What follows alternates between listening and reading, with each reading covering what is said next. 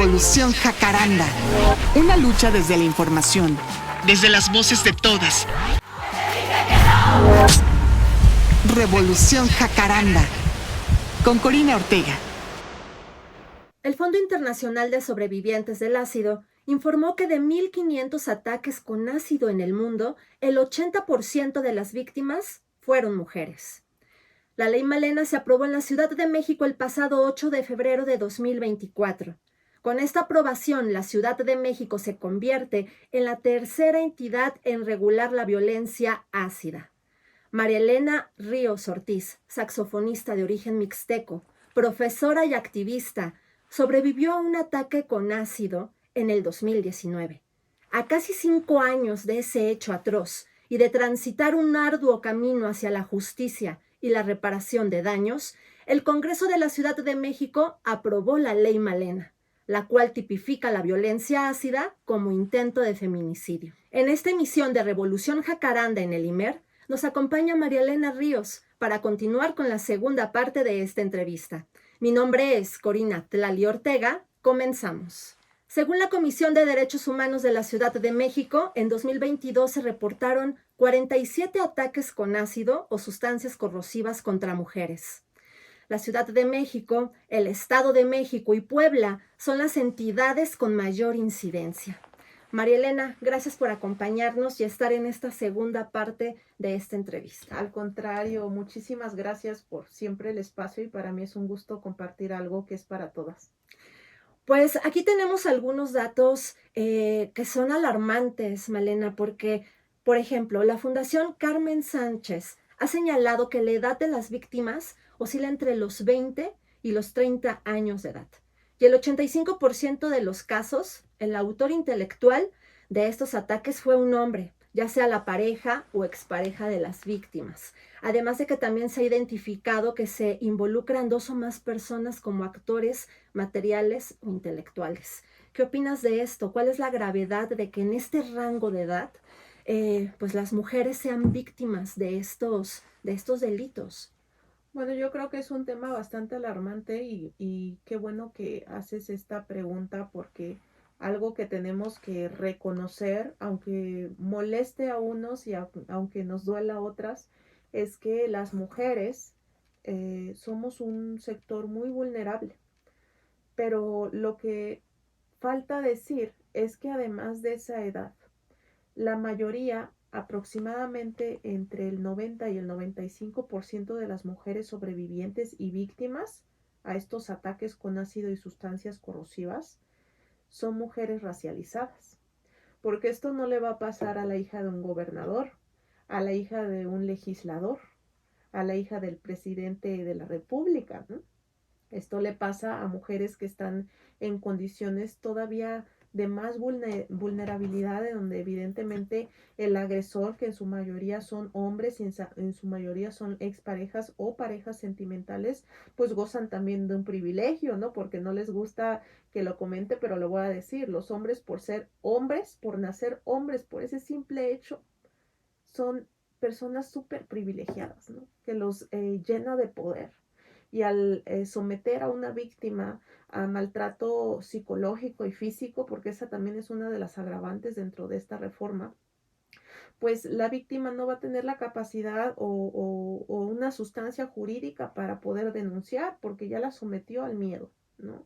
Entonces, otra de las cosas es que cuando nos atacan, lo primero que hacemos, pues es ir al hospital y empiezas a definir o es tu vida o es un proceso penal engorroso, lleno de corrupción y revictimización, ¿no?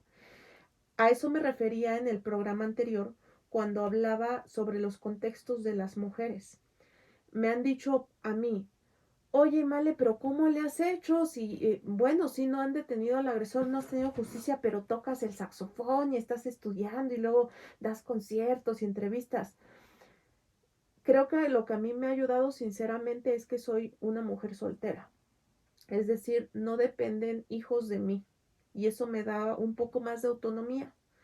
Pero en el caso de Lisa Xolalpa, la compañera de Xochimilco, ella tenía que decidir o entre me recupero y le doy de comer a mis hijos o inició un proceso penal en donde, por cierto, la fiscalía le perdió su carpeta, en donde el delito prescribió.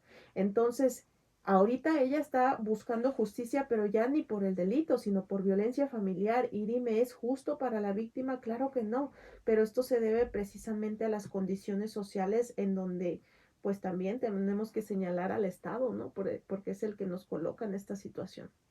Esto es un hecho histórico, sin lugar a dudas, para la Ciudad de México. Sin embargo, ¿cómo ves el panorama?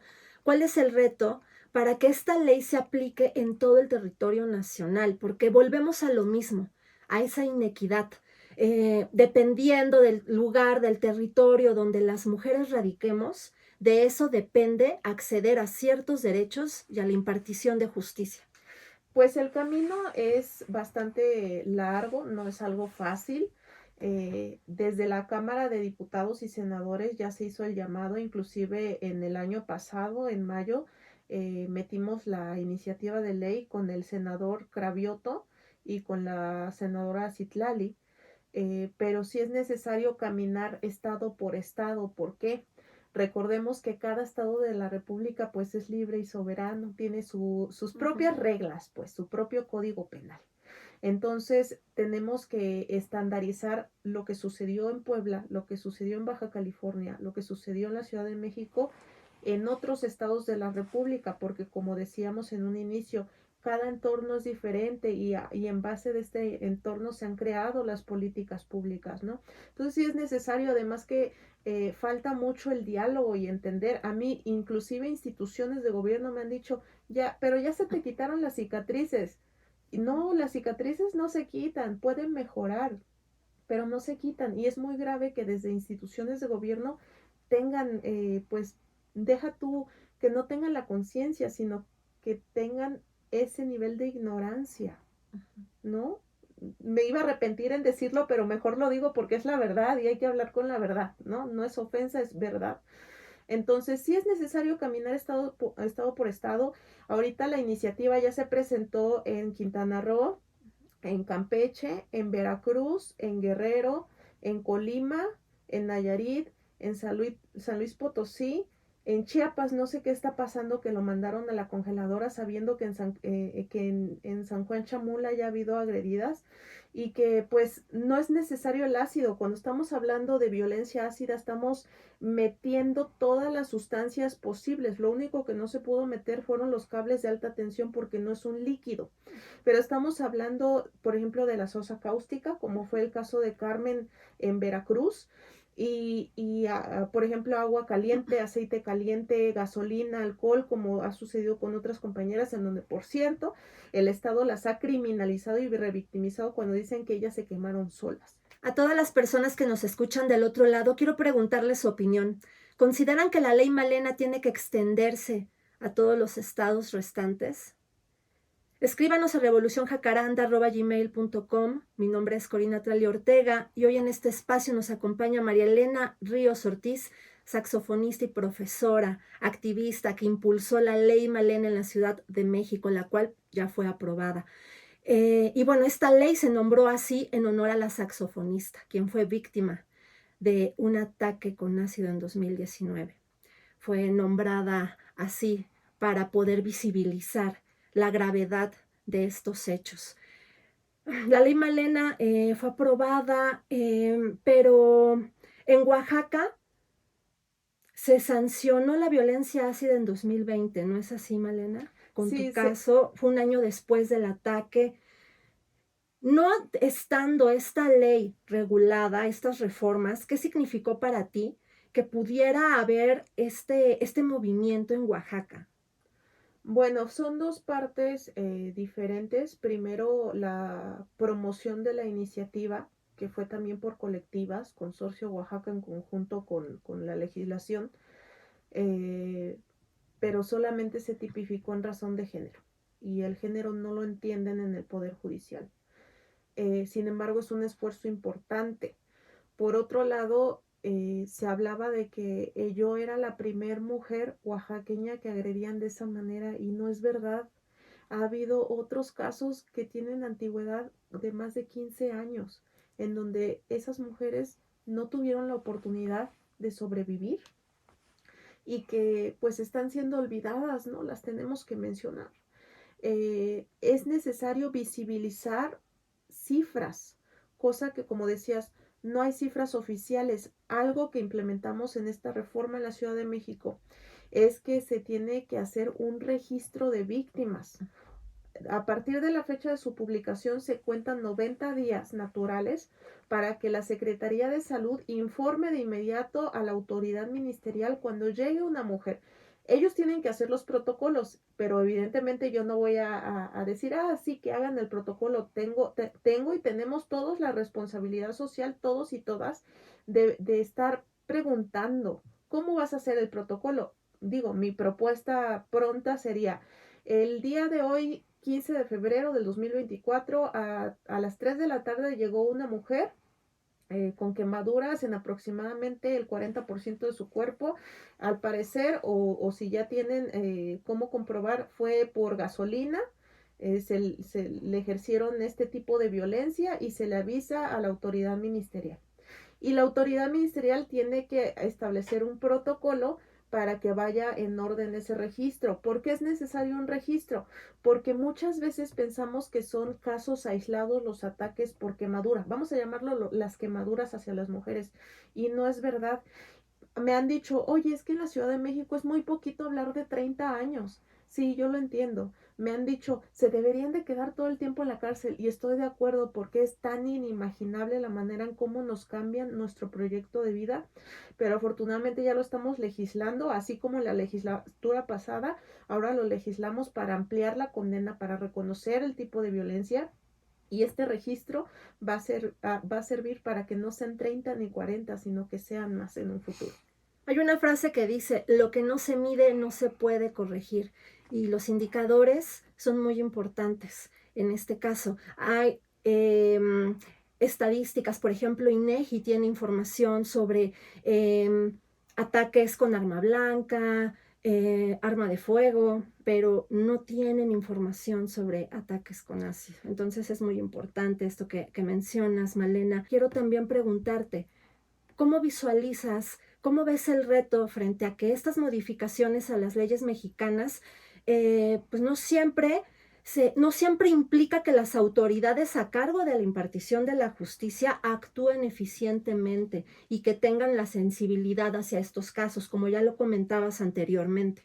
Bueno, son dos cosas igual, ¿no? Que pienso. Primero, que estamos en un momento de la historia en donde las mujeres todavía tenemos que abrir brecha visibilizando lo que sucede con el aparato judicial. En mi caso, fíjate, me han cambiado más de 4 jueces por inoperancia, deja tú la inoperancia, por la corrupción, porque mi agresor pues es empresario, no tiene cómo comprar a la autoridad.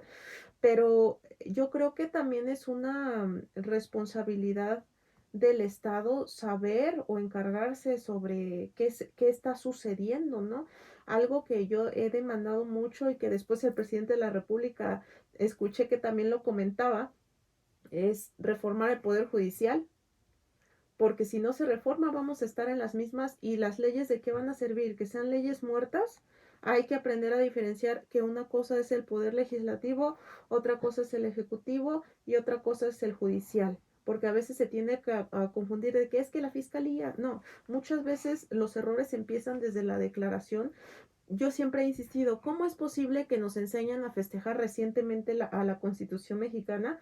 Pero he revisado los libros de mis sobrinos y en ningún momento dicen cómo le vamos a dar una lectura adecuada a los derechos, cómo los van a entender, porque el lenguaje jurídico es muy rebuscado, en donde solamente lo va a entender a la perfección una persona que está estudiando leyes, pero un niño, ¿cómo lo va a entender? ¿Cómo va a saber? Hay personas, hay mujeres que no saben ni qué es un ministerio público y desde ahí estamos mal, porque tanto es una responsabilidad, claro, personal, porque sí tenemos herramientas para encontrar información, pero también qué estamos haciendo con el aparato de la educación, porque entonces no está haciendo nada. Estamos formando a mujeres y a hombres nacionalistas, porque eso es como ya algo muy revolucionario, pero de la revolución pasada, no una revolución presente. Creo que un acto revolucionario sería tomar en cuenta todas estas vértices para que nosotros seamos personas pues más informadas y sepamos qué onda con nuestros derechos y cómo accionar en caso de.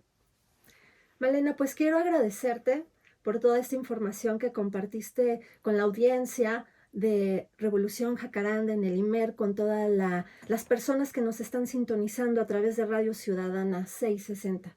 Gracias por estar aquí en este espacio. Al contrario, muchas gracias a ti, gracias a todas, porque entre nosotras sabemos que podemos luchar. Así es, pues yo me despido y las invito a que nos escuchen nuevamente este episodio de entrevistas que tuvimos con María Elena a través de Spotify, también las pueden ver en YouTube. Síganos en todas las redes sociales. Esto fue Revolución Jacaranda, activistas en la radio. Nunca más la comodidad de nuestro silencio. Nos escuchamos la próxima semana.